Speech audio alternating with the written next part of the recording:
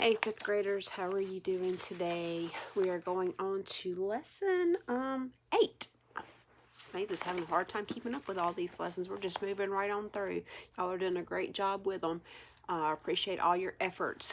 Okay, so today we're going to read about Anna's Monsters, and it's a narrative poem. So y'all may want to do what I did. I went ahead and labeled my stanzas. Remember, we said they're set apart.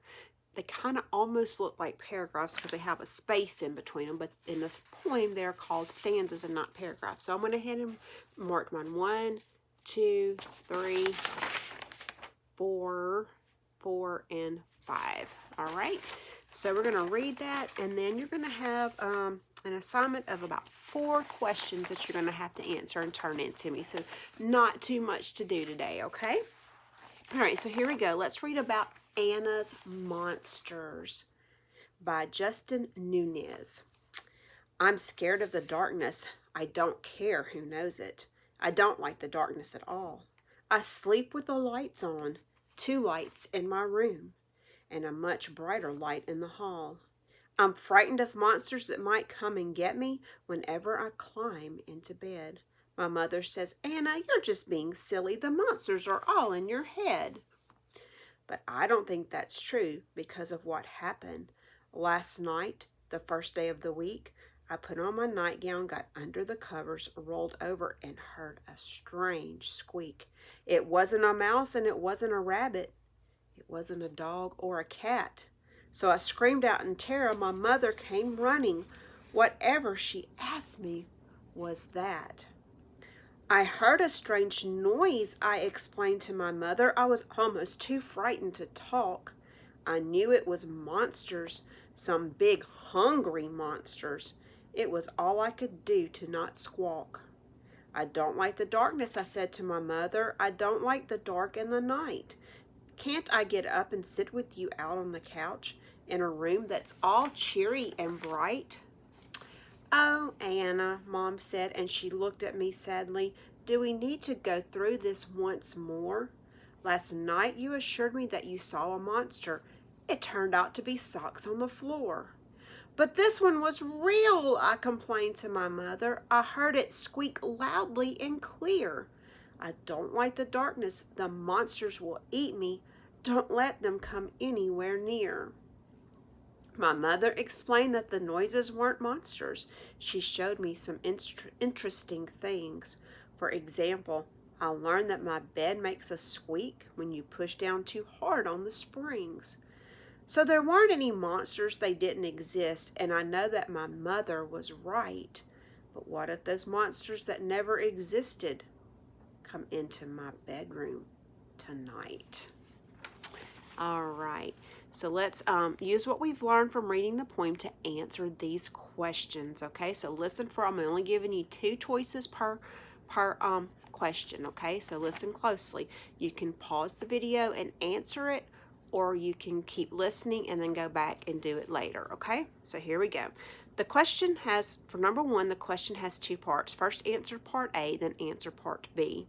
Part A says, read the line from the first stanza of the poem. It says, the monsters are all in your head. Which phrase best states the meaning of all in your head? C, only imagine, or D, give you a headache? Then part B wants to know which detail in the first stanza best helps the reader understand the meaning of all in your head. C, whenever I climbed into bed, or D, Anna, you're just being silly. Number 2. Which statement best summarizes the speaker's message about fears? C, it can be hard to stop being afraid even when someone proves that what you fear is not real. Or D, it's easy to get over a fear once someone shows you that your fear is based on something that's not real. So did Anna get over her fear just because her mom told her that there was nothing to be scared of, or she showed her? Was she always scared the next night? Yeah. All right, gave you a little hint there. All right, number 3, this question has 2 parts. First answer part A, then answer part B. Part A, how are the events in stanzas 2 and 3 important to the poem's theme? All right. How are the events in stanzas 2 and 3 important to the poem's theme? Let's read stanzas 2 and 3, okay? And think about how they are important to the poem's theme. We're going to be choosing from C. C says these events show Anna's mother comes running in fear when Anna screams. Or D, these events show that Anna believes that monsters make the noises that scare her in the dark. So let's see. Listen to stanzas 2 and 3 and see which one of those fits. Stanza 2, but I don't think that's true because of what happened. Last night, the first day of the week, I put on my nightgown, got under the covers, rolled over, and heard a strange squeak. It wasn't a mouse and it wasn't a rabbit.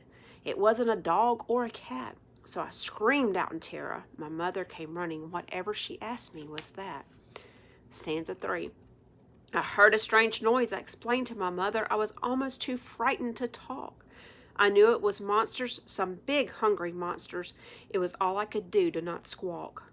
I don't like the darkness, I said to my mother. I don't like the darkness and the night.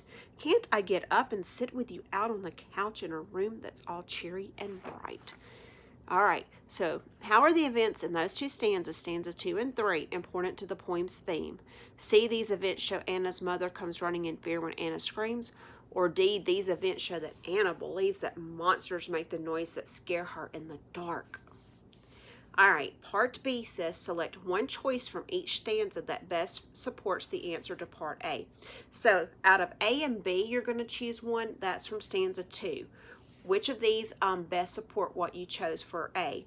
A, because of what happened, or B, I screamed out in terror. So you're choosing from A and B on that part. Now, for stanza 3, you're going to choose from D and E. Okay, so which best supports what you chose from part A out of stanza 3? D, I knew it was monsters. Or E, it was all I could do. All right, you're choosing one out of A and B and one out of D and E. Okay, then number 4, I told you this was going to be a quick one. We're almost done. Which line from the poem best summarizes a theme of the poem? And remember, the theme is the message, okay? A, the monsters are all in your head from line 8, or B, rolled over and heard a strange squeak from line 12. All right, so you guys be sure that you have your parents email that to me to my teacher's page, or send me a picture on Dojo so I can let your teacher know you're completing your assignments, okay?